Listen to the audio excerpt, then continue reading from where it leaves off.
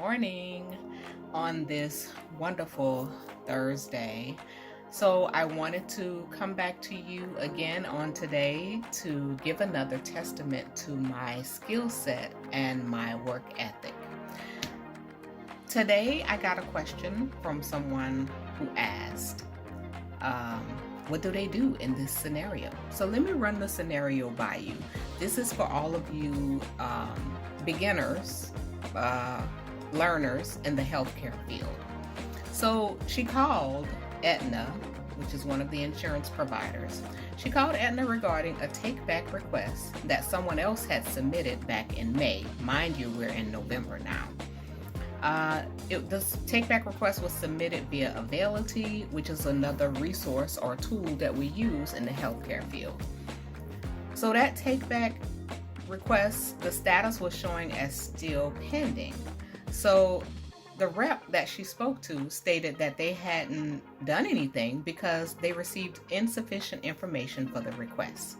So the rep also informed this particular user that they're only able to view limited information on Availity when we send take-back requests.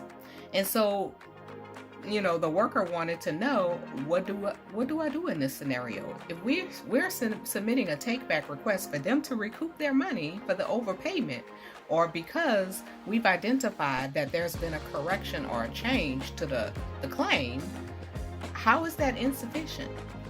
Well, to me, that sounds, so I coached her up. I coached her on what to do next in this scenario. When you have this scenario, it sounds like there's an issue or a break between the communication with the payer, which is Aetna, and Availity, the resource or the tool. So I told her to give me all of the details that you received from the rep on the phone, because she provided her with the document number, the case number, and some other number. All of those details, I need all of those facts. If you can email me that, then I can reach out to someone with Availity, because it makes no sense for us to, on the provider side, to be able to use this Availity tool and see one thing, but then on the payer side, they're seeing something totally different. There's a break in communication there. So once she gives me those details, then I can reach out to Availity to at least get to the bottom of what the problem is, because we don't want to be spinning our wheels submitting information in this portal if it's not working, if they're not going to take their money back. So once she sends me that information, I have a phone number for Availity that I can actually reach out. They have a help desk phone number. Availity's help desk phone number is 1-800-282-4548. So if you beginners out there who's just learning how to use Availity, if you ever have any problems or trouble with Availity, that's their help desk phone number.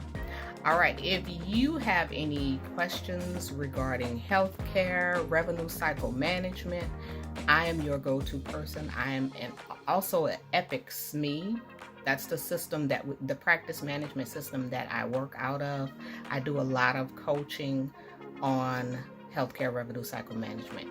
Have questions? Leave them in the comment below, or serious inquiries only. Shoot me an email. The email should be in my bio. Have a great day.